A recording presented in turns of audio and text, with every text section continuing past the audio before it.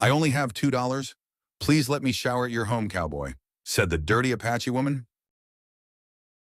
Before we dive into the story, don't forget to like the video and tell us in the comments where you're watching from.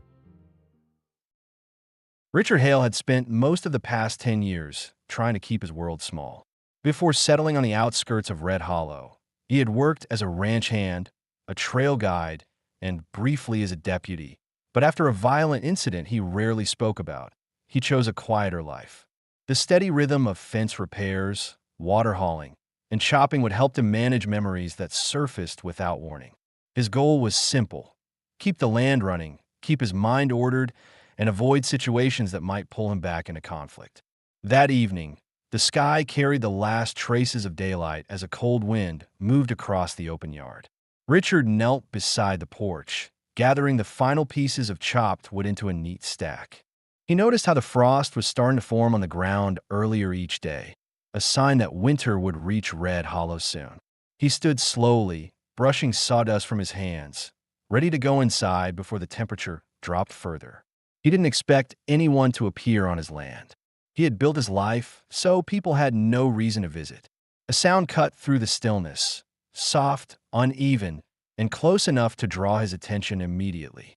He turned toward the far boundary of the yard, instinct tightening his shoulders. Someone was approaching. A lone woman stepped into view.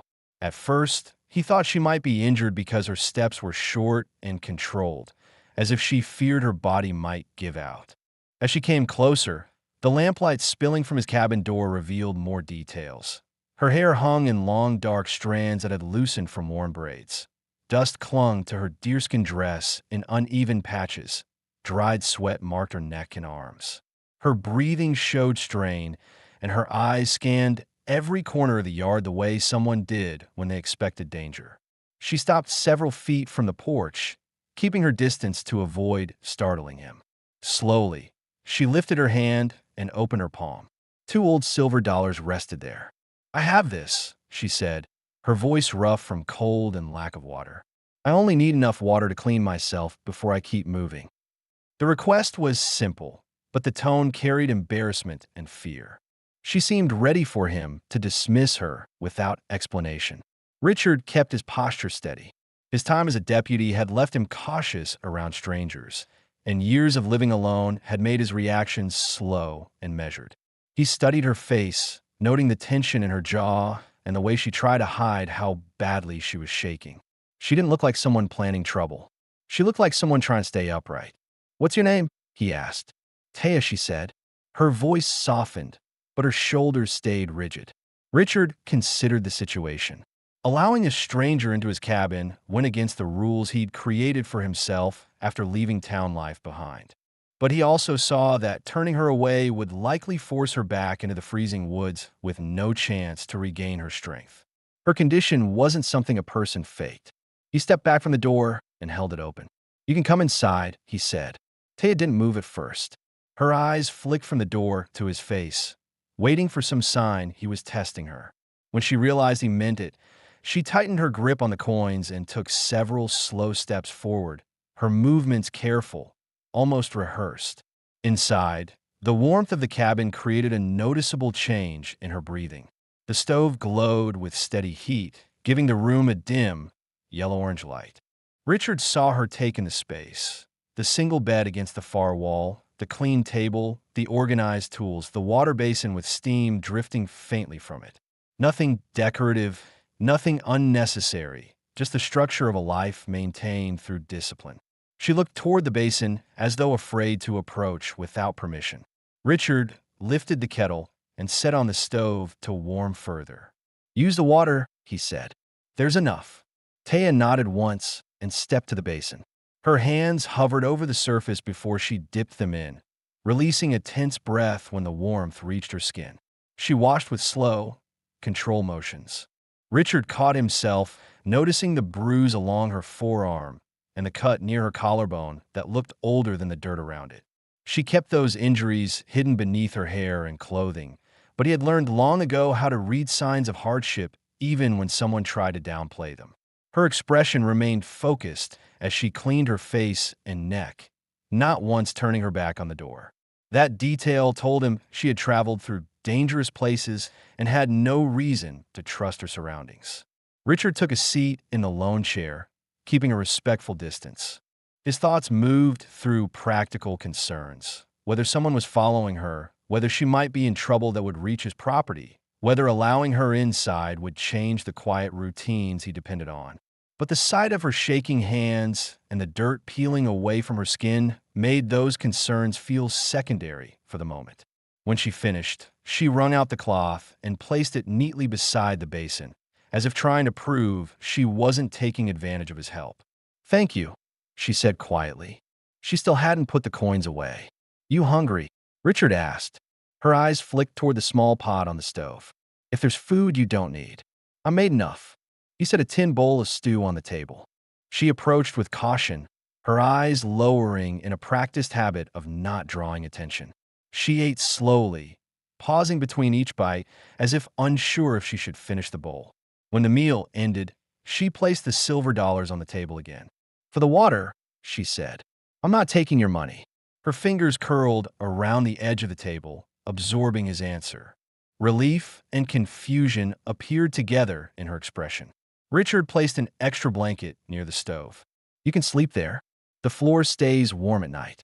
Taya lowered herself onto the blanket with deliberate movements, her posture still guarded. She kept her knees close and rested her hands in her lap. Richard dimmed the lamp, leaving only the stove's glow.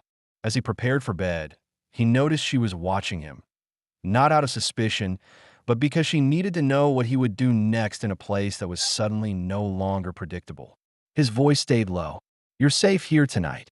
Taya nodded once, but her eyes remained open long after she lay down. Richard listened to the steady sound of her breathing settle into the cabin. The presence of another person in his home unsettled the routines he clung to, but he also felt something unfamiliar, an awareness of someone who needed rest more than explanations. For the first time in months, the quiet inside the cabin felt different. Not crowded, just changed. The first light of morning reached the cabin through a thin line at the base of the door, stretching slowly across the wooden floorboards. Richard Hale woke before the sun cleared the ridge, the same way he did every day, but today the cabin felt different. The faint sound of another person shifting under a blanket pulled him into full awareness.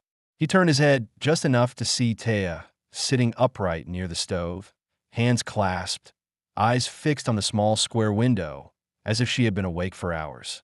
She remained completely still except for the slight tremor in her fingers. She noticed his movement and straightened her posture, bracing herself for his reaction. "You sleep at all?" Richard asked, his voice low from disuse. "A little," she answered. Her tone carried caution, not rudeness. "I didn't want to cause trouble." Richard swung his legs over the side of the bed and reached for his boots. He saw her watching how he moved, not with fear, but with the sensitivity of someone used to gauging danger quickly. He wasn't offended.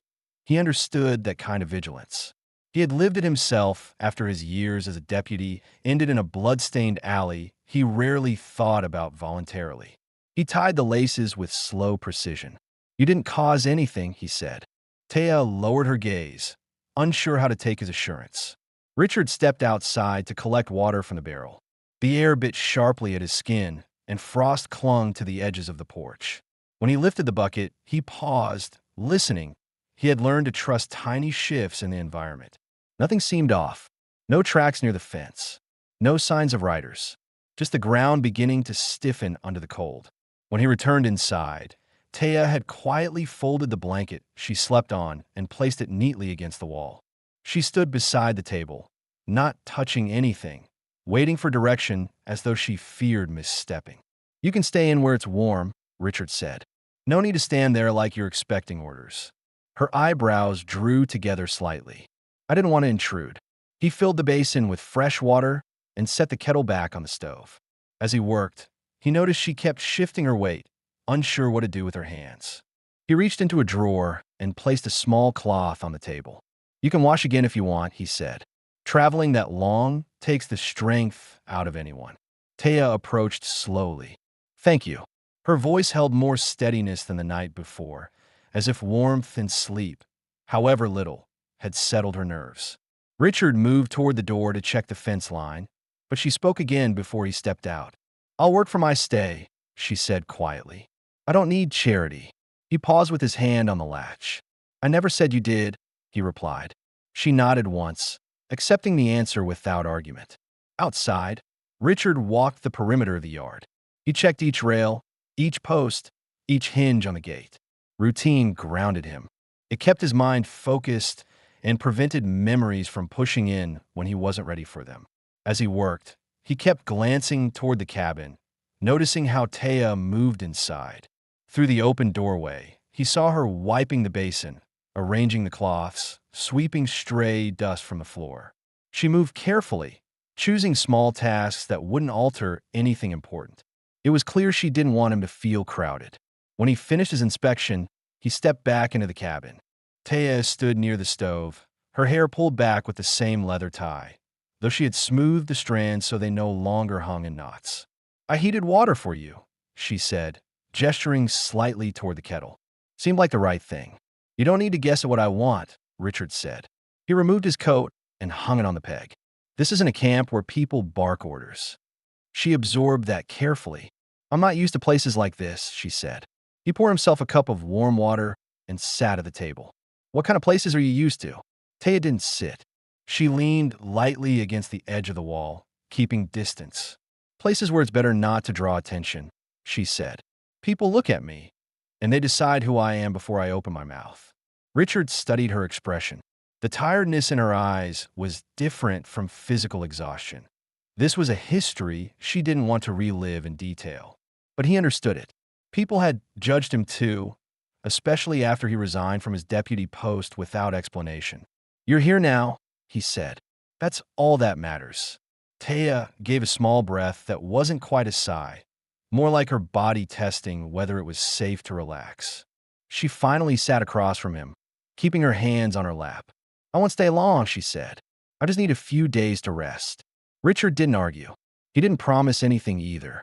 He just nodded. "You could take the time you need." The kettle began to hum softly.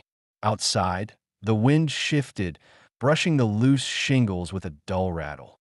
Taya watched the door again, the habit of someone expecting danger even in stillness. "You got people looking for you?" Richard asked carefully. She hesitated. He saw the internal struggle. Tell the truth and risk being thrown out, or stay silent and seem suspicious. "I left them behind," she said finally, choosing a middle path. But sometimes leaving doesn't end things. He accepted that without pushing for details. "Eat something," he said, standing to prepare a small plate. When he handed it to her, she took it with both hands, her fingers cold against the metal. She ate with more confidence than the night before. Richard sat again and watched her in the quiet of the cabin. Her presence unsettled the stillness he was used to, but it didn't feel wrong. It felt like something shifting into place slowly, piece by piece. When she finished eating, she placed the plate down carefully. "Thank you," she said, looking directly at him for the first time that morning. Her eyes held sincerity mixed with hesitation. "You're welcome." Outside, a faint crunch echoed in the yard, an animal crossing through the brush. Taya tensed instantly, her hand gripping the edge of the table. "It's nothing," Richard said. "Just a deer." Her shoulders lowered, but only slightly. She wasn't ready to feel safe yet, but she was no longer alone. The chill deepened as the sun rose behind the ridge, sending pale light through the tall pines. Morning in Red Hollow always started brisk, but this morning Richard noticed how much colder the air felt inside the cabin. Taya sat near the stove, rubbing her fingertips together to bring warmth back into them. She looked more alert than the day before, though her posture remained measured, as if she was still unsure how long she had permission to stay. Richard buttoned his shirt and stepped outside, the wind cutting across the yard in a sharp gust. He walked toward the barn to check his horse. The animal stomped once when it saw him, impatient for feed. Richard stroked its neck, calming it before measuring out the grain. As he worked, he kept his eyes on the tree line, scanning out of habit.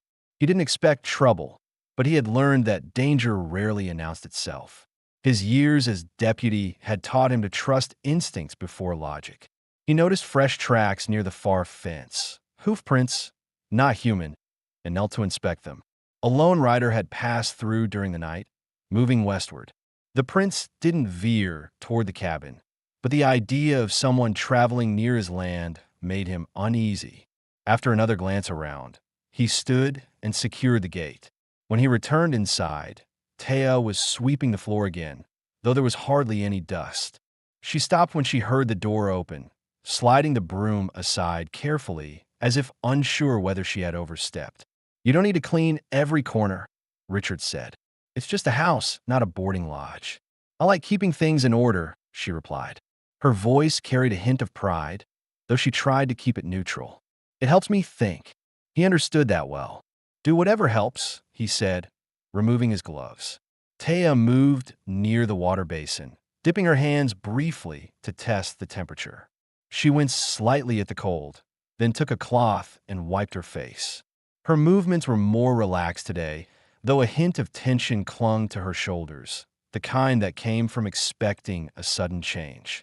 Richard prepared a simple breakfast, cornbread and a small pan of warm beans. He placed the plate on the table without ceremony. "You should eat," he said. "I will," she answered, moving to sit. They ate in quiet, but it wasn't uncomfortable silence. It had an unspoken rhythm. She focused on the food while he watched the light shift across the walls. For the first time, Taya seemed to let her shoulders settle. After a few minutes, she said, "I traveled for 4 days before reaching here." Richard didn't look up from his plate. "Why this direction?" "It was the only way I thought they wouldn't follow." He paused, spoon halfway to his mouth. "You left in a hurry?" "Yes. I didn't plan anything. I just walked." Her tone didn't carry sadness. It carried exhaustion. The kind of person felt after outrunning fear instead of facing it. Richard didn't pry. Neither of them liked explaining their past. The more people knew, the more ways they could twist it. After breakfast, he checked the corral again. Taya followed him to the doorway, remaining just inside the frame, as if stepping past it without permission felt wrong. "You can come out," he said. She hesitated before taking one step onto the porch. The sun hit her face, and she blinked at the brightness. She wrapped her arms around herself, not from cold, but from uncertainty about how she fit into this space. Richard picked up a loose rail from the fence. "This needs fixing," he said. Taya watched closely, observing how he measured each repair before acting. He noticed the attention. "You worked with tools before?" he asked. "I learned how to mend things," she said. "Mostly clothes, sometimes shelters. Good skill to have." She stepped toward him. "I can help if you want." "I won't stop you," he said. He handed her a piece of twine. She held it with confidence, tying it tight, not to secure the rail while he steadied it. Her grip was strong but careful, the mark of someone used to adapting to whatever task was needed. "You sure you traveled alone?" Richard asked as they worked. "Most of the time. Doesn't sound safe." "It wasn't," she replied calmly. She didn't elaborate, and he didn't push. By midday, they had repaired 2 fence sections. Taya wiped sweat from her forehead with the back of her hand. Despite the cold, the work had warmed her. Richard noticed the steadier rhythm in her breathing, the way she no longer glanced constantly at the woods. Inside the cabin, she poured warm water into a cup and offered it to him. "For your hands," she said. "They look tired." He accepted it, unable to hide mild surprise. No one had tended to him in years. He sat at the table, letting the heat loosen the stiffness in his fingers. Taya watched him for a moment. "You live alone because you want to?" "Mostly," he said. "Less noise, fewer problems, and fewer people to trust," she added quietly. He lifted his eyes to meet hers. "Trust isn't easy to hand out." "No," she said. "It isn't." A short silence followed, different from the night before. This one felt like 2 people taking stock of each other, deciding whether the other was someone they could rely on. Taya stood and picked up the broom again, though she didn't start sweeping. She held it loosely, almost as if it grounded her. "I don't plan to stay forever," she said. "I didn't ask for that," Richard replied. She looked at him then, really looked. "I know. That's why I feel safe here." He didn't show emotion, but the words struck him harder than anything she'd said so far. Outside, A raven called from the ridge, sharp and distant. The day continued moving forward, but something about the cabin felt steadier than the day before. Two people who had spent years avoiding others had begun to settle into a rhythm neither expected, and neither felt ready to break it. By late afternoon, the temperature fell faster than usual. A thin sheet of cold air pushed across the yard, carrying the smell of the coming night.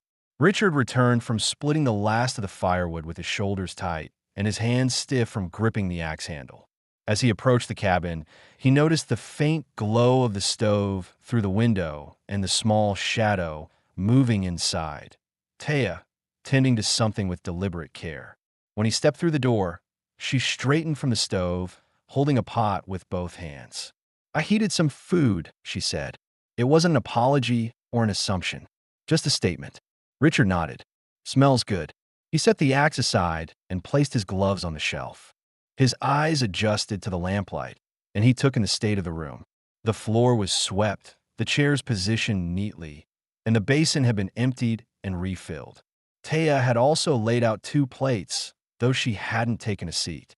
"You don't have to do all this," he said, brushing with chips from his coat. "I know," she replied quietly. "It keeps me steady." She moved aside, giving him room at the table. Her movements were calmer today, but there was still a tension in her posture, an alertness she couldn't shake. Richard recognized it. He carried the same habit, though he wore it differently. They ate in silence, the crackle from the stove filling the cabin with a low rhythm.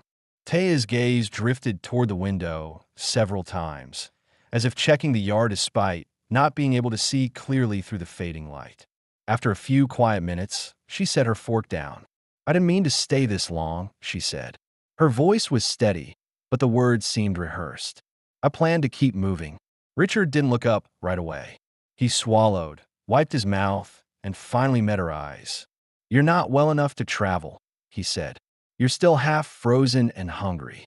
"I've been worse," she replied. Her statement was honest, but the strain in her face showed she didn't want to remember how or why. Richard leaned back slightly, studying her. "You said someone might have followed you." "Yes." She lowered her eyes. "I left a place where I wasn't welcome. People there don't forgive easily." "Family?" he asked. "Not anymore." She pushed the plate aside and wrapped her arms around herself. Not for warmth, but as if protecting a memory she had no interest in explaining. Richard wasn't a man who pried. During his years as a deputy, people told him things they wished they hadn't, and silence became one of his most trustworthy tools. But the uncertainty around Taya wasn't something he could ignore completely, not when she was sleeping under his roof. "You think they come this far?" he asked. "I don't know," she said.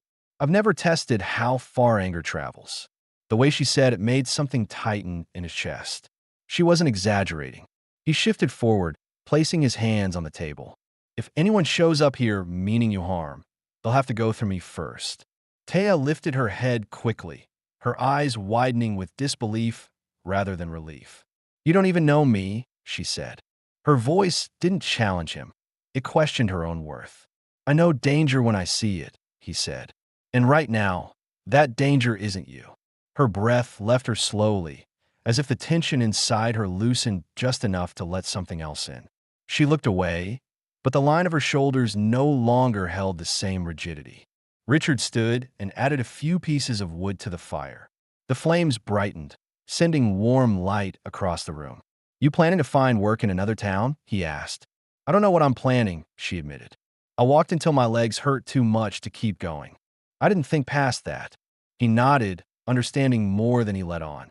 Sometimes stopping in the right place matters more than having a plan. Taya absorbed that slowly, the meaning settling deeper than the words. She stepped toward the basin to wash her hands, and Richard noticed a bruise along her upper arm. It wasn't new, but it hadn't healed properly. "What happened there?" he asked. She pulled her sleeve down instinctively. It was nothing. He didn't push. He simply watched her with the quiet patience of someone who had learned that truth surfaced only when a person felt safe enough to speak. When she returned to the table, she took a small breath. "I left because people wanted to decide things for me," she said. "I didn't want their choices. I wanted my own." Her voice wasn't shaky, just tired from carrying that weight alone. Richard folded his arms. "You have choices here." "Do I?" she asked. "You do as long as you want them." She studied him for a long moment, trying to understand whether he meant it fully. The lamp reflected in her dark eyes, showing a rare hint of trust forming beneath the exhaustion. Outside, the wind shifted directions, rattling the loose hinge on the barn door. Taya flinched at the sound, her body reacting faster than her mind. Richard stood from the table. "I'll check it." She stepped aside, giving him room to pass. When he opened the door, the icy air rushed in, brushing her face and making her wrap her arms tighter. She watched him through the doorway as he crossed the yard, his silhouette moving steadily in the dim light. For the first time since she arrived, she realized he wasn't simply offering shelter. He was offering safety without asking anything in return. When he came back inside, brushing frost from his coat, she met his eyes with a steadiness she hadn't shown before. "Thank you," she said, her voice barely above a whisper. He nodded. "You're welcome." It was the smallest moment between them so far, quiet, brief, and simple, yet it carried more weight than anything they had said that day. And for the first time, Taya didn't feel like she was preparing to leave. Morning came in quietly, without the usual wind sweeping across the valley. A thin fog clung to the ground, dimming the shapes of the corral and barn. Richard stepped outside with his coat half-buttoned, the cold settling over him like a weight he'd grown used to carrying. The world felt muted in the gray light, and for a moment he simply listened, something he did whenever his instincts told him change was coming. Inside the cabin, Taya was already moving. He heard the soft scrape of the broom as she swept near the bed, though the floor was nearly spotless. When he returned, she set the broom aside, straightened her dress, and waited to see what he would say. She had learned that every day in this place started with decisions she was not sure she had the right to influence. "You didn't need to start chores this early," Richard said, hanging his coat. "I'm used to working before sunrise," she replied. Her voice carried no apology. He noticed her hair had been carefully rebraided, though the strands weren't perfectly even. Something about that small detail made her look less like the weary traveler who'd arrived days ago and more like someone finding a rhythm again. Richard poured water into a cup and handed it to her. "Drink something warm before you step outside." Taya accepted it with both hands, letting the rising steam soften her cold fingers. After they finished a modest breakfast, he gathered tools for the day: an old hammer, a coil of wire, and a bucket containing nails sorted by size. "I need to mend the south fence," he said. "I can help," she offered. He paused long enough to confirm she meant it. Her expression didn't shift. She didn't look away or hesitate. She simply waited. "All right," he said. "If you want to." They walked together across the yard. The fog was beginning to lift, revealing patches of pale grass and frost-covered weeds. Taya kept her gaze moving, taking in the land more openly than she had before. She wasn't relaxed, not fully, but she no longer watched the tree line with constant dread. At the broken fence rail, Richard showed her how the wire had loosened from a post. "Hold it steady," he said, handing her one end. "I'll fasten it." She gripped the wood tightly, bracing her weight against it. Her strength surprised him. She held the rail without wavering while he drove the nail in with clean, firm strikes. When they finished the repair, Taya stepped back and wiped her palms on her dress. "You've done this a long time," she said. "Most of my life," he replied. Her eyes lingered on the corral, then on the cabin behind them. "You live here for a reason," she said, as though working through a thought carefully. "I needed quiet," he answered. "After things I'd rather not revisit." She didn't pry. Instead, she walked beside him toward the barn. "I understand leaving places behind," she said quietly. Inside the barn, the horse shifted in its stall, ears flicking as they approached. Taya took a step back instinctively. Richard noticed. "You all right with horses?" he asked.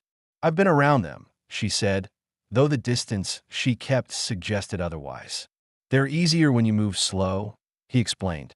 He reached out and stroked the animal's neck. The horse calmed, lowering its head. Taya watched with measured interest, her shoulders inching down from their usual stiffness. "Try," he said, stepping aside. Her expression flickered with unease, but she lifted her hand anyway. She moved slowly, just as he advised. When her fingers finally touched the horse's coat, she let out a breath she hadn't realized she was holding. "He's warm," she said softly. "Good sign he's healthy," Richard replied. It was a plain exchange, nothing dramatic, yet it showed a shift in her, trust in him, trust in the moment, trust that she wasn't in danger here. After tending the horse, they returned to the cabin. Inside, Taya removed the pot from the stove and dropped in chopped vegetables she must have prepared earlier. The smell of simmering broth filled the room. "You cook?" Richard asked. "Enough to keep from starving," she said. He sat at the table, listening to the gentle bubbling of the pot. Taya moved around the cabin with more certainty now, straightening a blanket, removing ashes from the stove, checking water levels. Each action was small, but it showed she was beginning to see the place as something she could contribute to, not just borrow. When lunch was ready, she placed a bowl in front of him. "Hope it's not too strong," she said. He tasted it, swallowing slowly. "It's good." A faint smile touched her lips, the first he'd seen that wasn't guarded or traced with anxiety. As they ate, Richard decided to address something he'd been thinking about since morning. "Last night you said someone might come looking." Her gaze tightened instantly, but she didn't retreat. "They won't stop easily," she said. "Not because they want me, because they don't want me choosing where I go." "Men?" Richard asked. She nodded. "From your tribe?" "Some. Not all." He absorbed this carefully. "They think you belong to them. They think I owe them obedience," she said. The words carried both anger and resignation. Richard didn't raise his voice or make promises. He simply nodded once, in a way that told her he understood more than he'd admit. "You're not under anyone's command here," he said. Taya looked at him directly. "Does that include you?" "Yes," he said without hesitation. "You stay because you choose to." Her throat tightened, though she tried to hide it by lowering her head. No one had ever spoken to her with such firm simplicity before. Outside, the fog had nearly cleared, revealing long shadows stretching across the yard. Taya stood and walked to the window, observing the land with new eyes, less like someone planning an escape route and more like someone evaluating a place she might remain. "Richard," she said softly, still looking outside, "if they find me, I don't want you pulled into anything." He stood, wiping his hands on a cloth. "Too late for that," he said. "You're here now." She turned to face him, searching his expression. She didn't find fear or reluctance. She found a steady resolve that startled her, not because it was loud, but because it was quiet and unwavering. The day ended with neither of them acknowledging how much had changed between sunrise and sunset, yet both felt the difference. One had begun to accept safety, the other had begun to choose responsibility. The sixth morning began clear and sharp, the kind of cold that made every sound travel farther than it should. Richard stepped onto the porch with a mug of warm water, scanning the land out of habit. Taya remained inside, folding blankets with slow, steady motions, unaware that something outside had already changed the rhythm of the day. At the far ridge, just beyond the line of frost-covered brush, movement broke the stillness. 3 riders approached in a loose formation, not hurrying, but not wandering either. They moved with intention, following a trail only they understood. Their silhouettes cut across the pale sky, broad shoulders, long coats, confident posture. Richard recognized the type immediately. Men accustomed to forcing their way through life. Men who didn't mind bringing trouble to someone else's doorstep if it served their purpose. He set the mug down, jaw tightening. His years as a deputy had taught him how to read danger long before it reached him. These men weren't drifting ranch hands. They were searching for something or someone. Inside the cabin, Taya tied her hair back with a leather strip, unaware of what Richard had seen. She looked calmer this morning, even rested. The bruise on her arm had darkened, but no longer seemed to ache. When she opened the door to step outside, she halted immediately. Richard's posture told her something was wrong. "What is it?" she asked. "Riders," he said without turning. 3 of them, coming this way. Her breath caught in her throat. Not loud, but sharp enough that he heard it. "Show me," she whispered. He stepped aside. Taya moved to the edge of the porch and looked toward the ridge. The moment she saw the riders, her face changed. Fear tightened every muscle, and her hand gripped the railing so hard her knuckles whitened. "I know them," she said. The words felt scraped from her throat. "How close are they?" Richard asked. "Close enough," she replied. He didn't question her further. She didn't need to explain. He had seen the fear of being reclaimed before. Women dragged back to places they never wanted to return, men forced into debts they didn't owe. He recognized that same dread in her eyes. Richard walked to the barn, not rushing, but with a deliberate pace that carried purpose. He wasn't preparing for violence. He had no desire to return to those days, but he was preparing to stand firm. Taya followed him halfway, then stopped. "I don't want them hurting you," she said. "They won't," he replied. She didn't believe that. She also didn't argue. Richard checked the latch on the barn door, then retrieved his coat. He didn't grab the rifle hanging near the rafters, not yet. He wanted to greet the riders without escalating the situation, but he also wanted them to know he wasn't defenseless. His calm posture said enough. By the time he stepped back outside, the riders had reached the fence line. They slowed their horses, scanning the property with the uninvited confidence of men who had already decided they had the right to be there. Richard didn't move from his spot in the yard. "Morning," one of the men called out, his voice carrying a practiced friendliness that didn't match his eyes. "Morning," Richard replied. The leading rider eased forward. He was tall, with a trimmed beard and a coat worn from heavy travel. His gaze flicked over Richard, then toward the cabin. "We're looking for someone," he said. "Came through this area a few days ago. Apache woman, traveling alone." Richard didn't shift his stance. "Haven't seen anyone," he said evenly.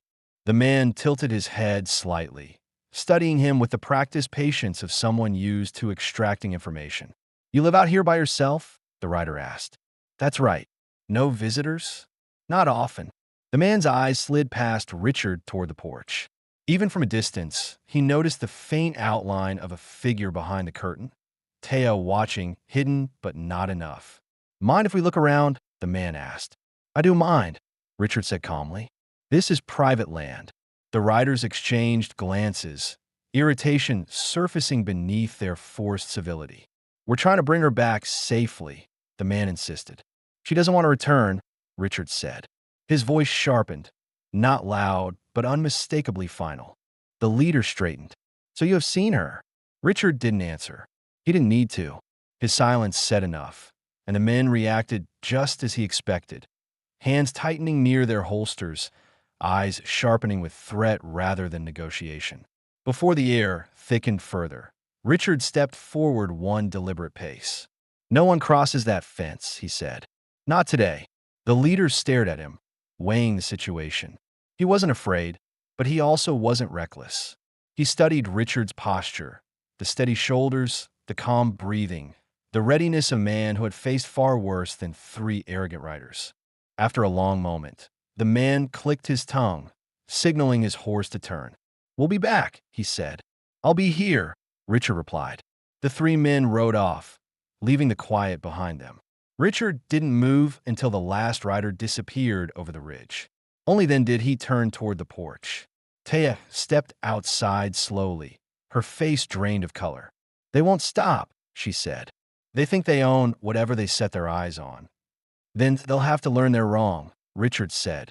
She stared at him, disbelief mixing with something deeper, something that looked like trust forming against her will.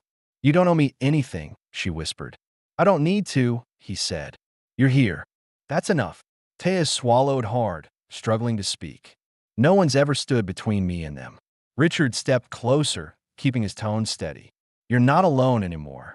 The words hit her harder than the threat of the riders. She lowered her gaze, not from fear, but because the weight of his certainty was almost too much to hold. And for the first time, she let herself believe that this place, this quiet, weathered cabin, might actually protect her. The morning after the riders came brought a different kind of quiet. It wasn't the calm Richard usually depended on.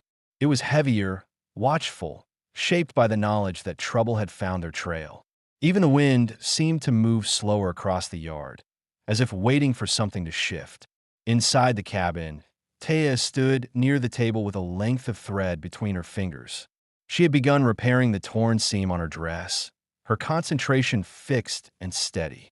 Richard noticed her hands didn't shake the way they had before. Fear had not disappeared, but it had settled into something controlled, an alertness she had lived with for years. He filled the kettle with water, placing it on the stove. "You sleep at all?" he asked. "Some," she said. "Not enough to forget yesterday." Richard rubbed the back of his neck, feeling a familiar tension. "They didn't come back in the night," he said. "Tracks around the ridge were moving west. They might have gone to ask questions in town." Taya set her needle down. "What will you say if someone asks about me?" "What I need to," he replied. "Nothing more." She studied him, trying to understand this kind of loyalty. For most of her life, offers of help came with conditions. Richard offered nothing more than a steady presence, which confused her more than any threat. After breakfast, they stepped outside together. Frost covered the ground in thin sheets, crunching under their boots. Taya wrapped her arms around herself, bracing against the cold. "Winter's moving faster this year," Richard said. "We need more wood stacked before snow hits." "I can help," she said. "You sure?" She nodded. "Work keeps my mind quiet." They walked to the chopping stump. Richard swung the axe with clean, practiced motion, each split producing a sharp crack that echoed through the yard. Taya gathered the broken pieces and carried them to the porch, stacking them carefully along the wall. Her movements became more confident with each trip. Between loads, she glanced at the horizon. "You think they'll return?" she asked. "Men like that don't give up quick," he said. "But they'll find I don't scare easy either." Taya stopped mid-step. "You could get hurt because of me." "Could have gotten hurt plenty of other ways," he said, picking up another log. "This one at least makes sense." She didn't know what to say. Her throat tightened, and she turned away before emotion could show on her face. By midday, the woodpile had doubled. Richard wiped sweat from his forehead with the back of his wrist. "You work harder than most hands I've hired," he said. "I've had to," she answered. He paused, studying her quietly. "You ever have a place that felt yours?" "No," she said immediately. "I moved too much. Stayed nowhere long enough to claim anything." Richard nodded, understanding that more deeply than she knew.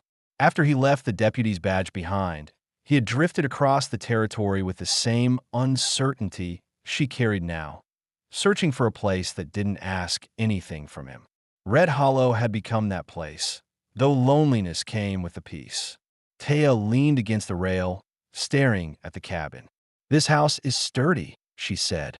"It's held up so far. You keep it like someone expecting company," she added. Richard smirked faintly. "I keep it like someone who doesn't want to live in a mess." She gave a small breath, not quite a laugh, but the closest she'd come since arriving. They returned inside when the cold grew harsher. Taya tended the fire, placing logs carefully, adjusting the vent until the flame steadied. Richard watched from the table, noticing how naturally she moved around the room now. Her steps were sure. Her shoulders weren't curled inward anymore. She wasn't exactly relaxed, but she no longer appeared ready to run. When she finished, she sat across from him. "I don't know what to do next," she admitted. "You don't have to know," he said. "Surviving one day at a time is enough for now." Her eyes softened, a mix of relief and uncertainty crossing her face. "Do you want me to leave once they're gone?" she asked. Richard leaned forward. "If I wanted you gone, you wouldn't be sitting at my table." Silence settled between them, but it wasn't cold or awkward. It was steady and warm, the kind that forms when people choose to remain in each other's company without demanding answers. The wind outside shifted direction, brushing against the walls. Taya glanced toward the window again, but her expression held something new, less fear, more determination. "Richard," she said quietly, "if they come back, I won't hide behind you." "I'm not asking you to," he replied, "just asking you to stay close." She nodded slowly, accepting that partnership without needing further explanation. As evening approached, they worked side by side, preparing the cabin for the night, tightening shutters, checking the latch on the door, securing the lanterns. There was no discussion about what role each of them played. They simply moved in sync, as if they'd done this for years instead of days. When the stove filled the cabin with steady warmth, Richard sat on the edge of the bed while Taya settled near the fire. They didn't speak. They didn't need to. The day had answered more questions than either had dared to ask. For the first time, the cabin didn't feel like his home alone. And for the first time, Taya looked like someone who might allow herself to belong to a place she wasn't forced into. Neither admitted it aloud, but both recognized the shift. They weren't just sharing shelter anymore. They were building the beginnings of a life, quiet, fragile, and real. The 8th day began with a thin veil of snowfall drifting across the yard, soft enough not to pile, but steady enough to warn of harsher storms ahead. Richard opened the cabin door and watched the flakes fall in slow, scattered patterns. He took a breath of the cold air, feeling the familiar pull in his chest that came whenever change hovered nearby. Today held that feeling sharply. Behind him, Taya wrapped a blanket around her shoulders. She stepped closer, careful not to disturb his thoughts. "You're watching something," she said quietly. "Snow's early," he answered. "Winter might be rougher this year." Taya stood beside him, gazing at the yard that stretched out white and silent. For the first time since arriving, she didn't watch the tree line for danger. She watched the land itself, studying it as if trying to understand whether it could hold her future. Inside, the stove hummed, filling the cabin with steady warmth. Richard sat at the table and pulled on his boots while Taya folded the blanket and set it neatly on the bed. Her movements were slower today, thoughtful, like she was wrestling with something she hadn't yet named. When Richard finished lacing his boots, she spoke. "I've been thinking," she said, hands clasped in front of her, "about what happens next." He straightened, giving her his full attention. "I don't want to run again," she continued. "Every time I leave a place, I lose a part of myself. I'm tired of losing things." Richard listened without interrupting. The steadiness in her voice told him she wasn't speaking out of fear, but from clarity she had built during the last quiet nights in the cabin. "You're welcome to stay," he said. "You really mean that?" Her tone was calm, but her eyes searched his face for cracks in the offer. "I do," he replied, settling his hands on the table. "You've been working, helping, keeping things moving. This place hasn't felt this balanced in a long time." Taya looked down at her feet, as if grounding herself. "I've never chosen a home before," she said. "I wasn't allowed to. Choice is all that matters here," Richard said. "You stay because you want to, not because you're expected to." Her breathing deepened, steadying her nerves. "I want to stay," she said finally. The words left her with weight, like she'd been holding them inside for too long. Richard didn't smile. He was not a man who showed emotion easily, but something in his posture softened, a small shift that wasn't visible unless someone knew him well. "Then we'll make space for two," he said. Throughout the day, they worked around the cabin with a new purpose neither openly acknowledged. Richard reinforced the shutters with extra nails while Taya gathered belongings she had kept tucked under the bed.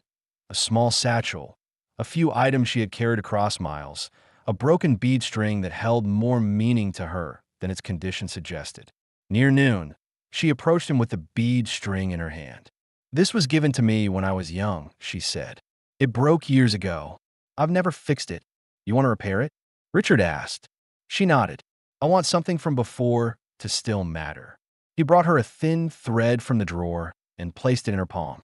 "Then we'll fix it," he said simply. They sat at the table together, shoulders close but not touching. Taya threaded each bead carefully, her fingers steady despite the emotional weight behind the task. Richard watched her concentration, appreciating the quiet determination she carried. When she finished, she tied the string gently, checking the knots twice before finally exhaling. "It's whole again," she said softly. "So are you," Richard replied, without hesitation. She looked at him quickly, startled by the simple truth of his words. But she didn't look away this time. During the afternoon, Richard taught her how to use the small saw to cut clean lines through stacked wood. Taya followed his instructions, gripping the handle firmly without letting fear control her movements. "You don't doubt yourself," he observed. "I doubt everything," she said, "but I do it anyway." He respected that, more than he knew how to express. Later, while they worked on the porch, Taya paused, her breath forming a small cloud in front of her. "Richard," she said, "why did you let me stay that first night?"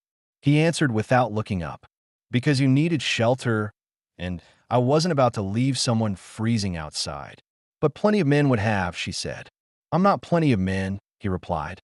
That answer settled something deep inside her. As the light faded, they returned to the cabin. The lamplight washed the walls in a warm hue, and the air smelled faintly of wood smoke and stew they had prepared earlier. For the first time, Taya placed her belongings on a shelf instead of keeping them hidden.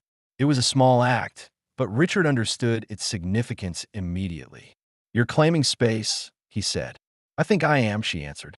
They sat quietly for a while, each absorbing the shift that had taken place. Not dramatic, not loud, just real. Before turning in for the night, Taya spoke again. "If those men return, I won't leave. I'm done running." "I didn't expect you to," Richard replied. "You're stronger than they know." Her expression warmed with something new. Not fear, not guardedness, but a calm acceptance that this place and this man were worth trusting. When the stove crackled and the wind pressed softly against the cabin walls, Taya settled on her blanket near the fire. Richard lay on the bed, but neither fell asleep quickly. They listened to the same quiet, breathing the same warm air. And for the first night, neither felt alone. The snowfall thickened overnight, coating the yard in a clean, unbroken layer of white. Richard opened the door at first light, letting the cold sweep into the cabin. The morning was quiet, too quiet, but this time he didn't feel the usual tension that came with empty silence. Something in him had changed since Taya arrived. The land no longer felt like a place he was guarding alone. Behind him, Taya sat up from her blanket near the stove.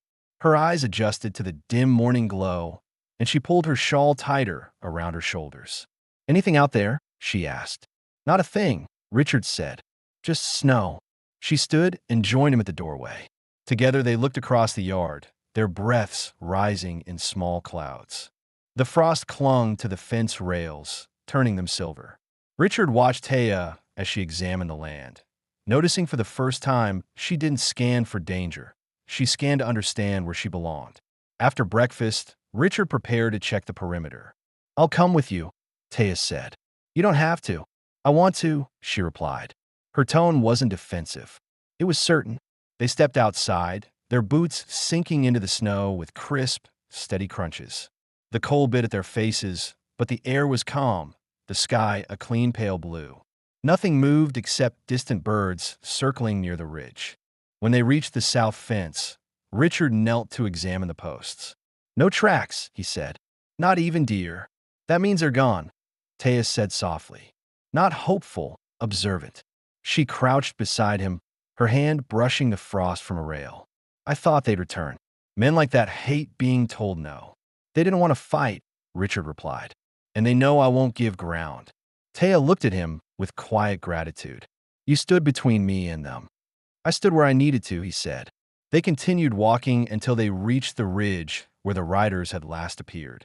Richard scanned the horizon. Everything was still. A long moment passed before he realized Taya was studying him, not the landscape. "You feel safer today," she said. "So do you." She didn't deny it. They walked back to the cabin side by side. Their footprints formed two parallel lines in the snow, unmatched in size, but equal in direction. Inside, Richard removed his coat and hung it on the peg. Taya remained by the door, holding her shawl between her hands. Something weighed on her mind. "I've never had a place where I could choose to stay," she said. "I've always been moving because someone else decided it." Richard stood still, letting her words settle in the quiet. "You have a say now," he said. Taya stepped closer, her nerves visible in her posture, but her voice steady. "Then I want to stay here," she said. "With you. Not because I fear leaving, because I want a life that's mine. And this is the first place that's ever felt like it could be home." Richard drew in a slow breath. He wasn't a man who spoke quickly about feelings, but the meaning behind her words hit him harder than any physical blow he'd taken in his deputy years. "You belong here," he said. "You always have, whether you saw it or not." Her eyes softened. The tension she'd carried since the day she arrived loosened in her shoulders, replaced by something calm and certain. She looked around the cabin, the stove, the table, the single bed, the shelves, the tools lined neatly. "If I stay," she said, "we'll need more room. One bed isn't enough." Richard smirked faintly. "Then we'll build another." Taya's expression shifted, not with surprise, but with warmth. She placed a hand on the edge of the table, grounding herself before she spoke again. "I'm choosing this," she said. "I'm choosing you." Richard stepped forward, closing the distance between them. His voice dropped, low and certain. "And I'm choosing you right back."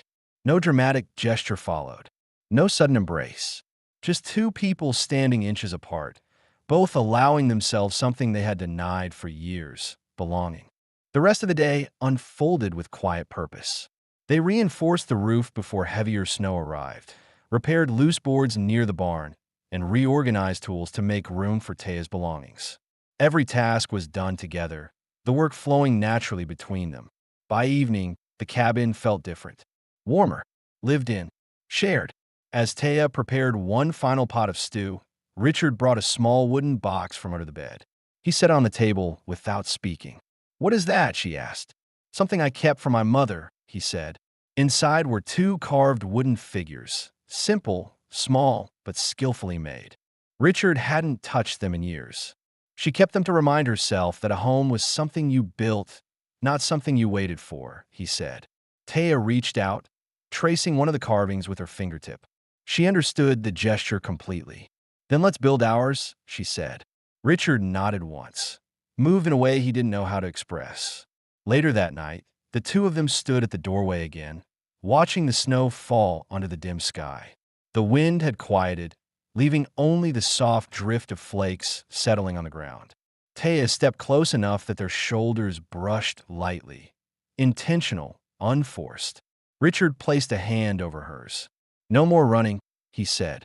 "No more," she replied. The cabin behind them glowed with warm light. The land before them lay quiet and open, and the future they were choosing, together, felt steady, certain, and entirely theirs. Taya had found a home by her own choosing. Richard had found someone who brought life back into a place built for silence. Their story didn't end with uncertainty. It ended with belonging, and it began again with peace.